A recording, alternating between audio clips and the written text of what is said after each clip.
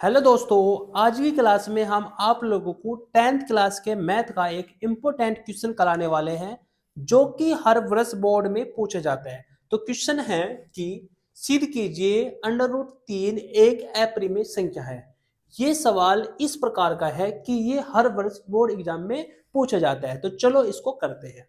सबसे पहले आप लोगों को क्या करना है, सबसे पहले आप लोगों को लिखना है कि माना अंडर रूट 3 एक परिमेय संख्या है, एक परिमेय संख्या है।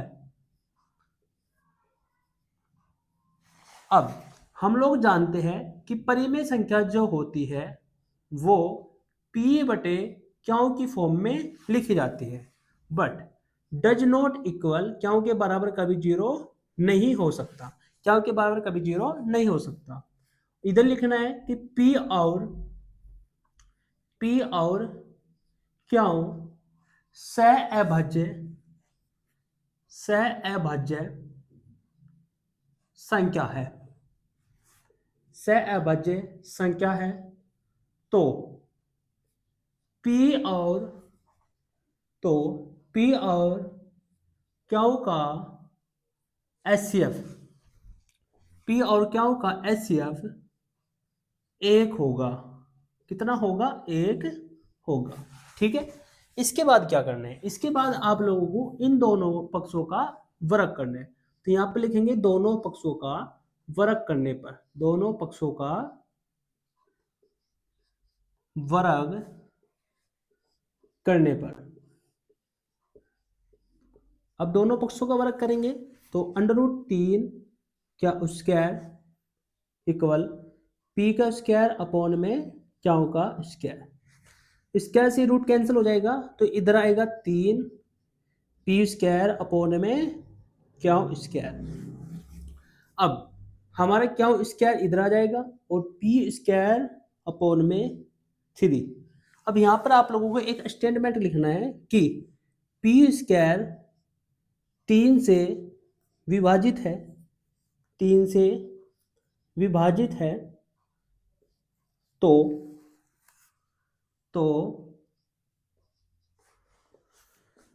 P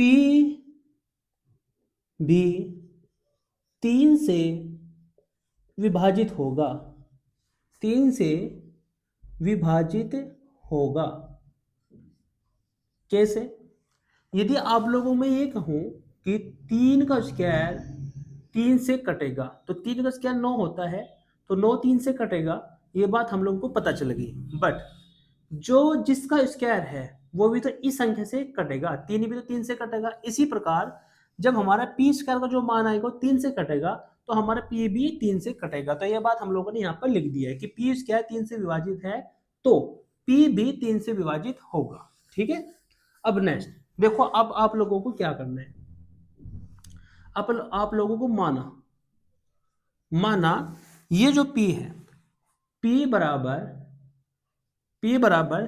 3a आप लोगों को मानना है। कितना मानना है? 3a। अब आप लोग करेंगे क्या होगा स्क्वायर इक्वल P की वैल्यू है 3a का स्क्वायर अपॉन में आपका 3, क्या स्क्वायर इक्वल 9 हो जाएगा। यहाँ पर a स्क्वायर हो जाएगा अपॉन में 3 हो जाएगा। ये कट जाएगा, आपका कट के क्या हो जाएगा, क्या स्क्वायर इक्वल 3a स्क्वायर। अब क्या स्क्वायर अपॉन में 3 इक्वल a स्क्वायर। अब यहां पर आप लोगों को एक स्टेटमेंट लिखनी है कि क्या स्क्वायर 3 से क्या स्क्वायर 3 से विभाजित है, 3 से विभाजित है, तो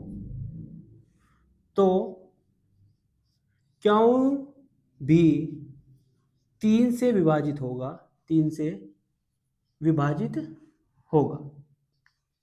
देखो, यदि P और क्यों, यदि P और क्यों 3 से विभाजित है तो P और क्यों का HCF कितना होगा? P और क्यों का HCF हमारा 3 हो जाएगा। HCF कितना हो जाएगा? 3 हो जाएगा। देखो यदि P और Q 3 से कटता है, और HCF क्या होता है, HCF वो होता है ऐसी संख्या जो दोनों संख्याओं को काट दे।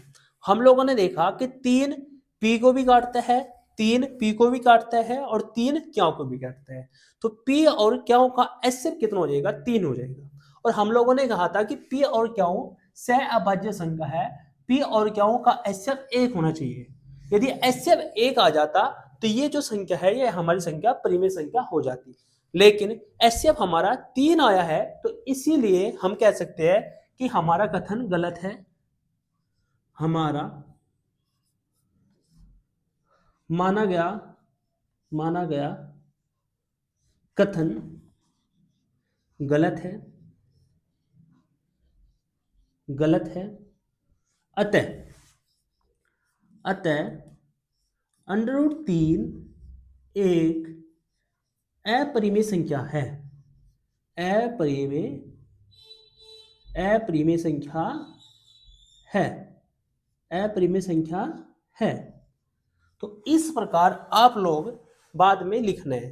तो इस प्रकार से आप लोगों का √3 की जगह आप लोगों को दे सकता है, आपको ये भी दे सकते हैं कि √5 करिए, √3 और 5, ये फिर दे सकता है √2। ये 3 ही सवाल बनते हैं, 2 3 5। तो 2 के लिए भी सेम प्रोसेस रहना है, 5 के लिए भी सेम मेथड रहना है। आप लोगों को इस तरीके से करना है, बस वैल्यू चेंज करनी है। तो आप लोगों का ये क्वेश्चन ऐसा है जो हर वर्ष बोर्ड एग्जाम में पूछा जाता है।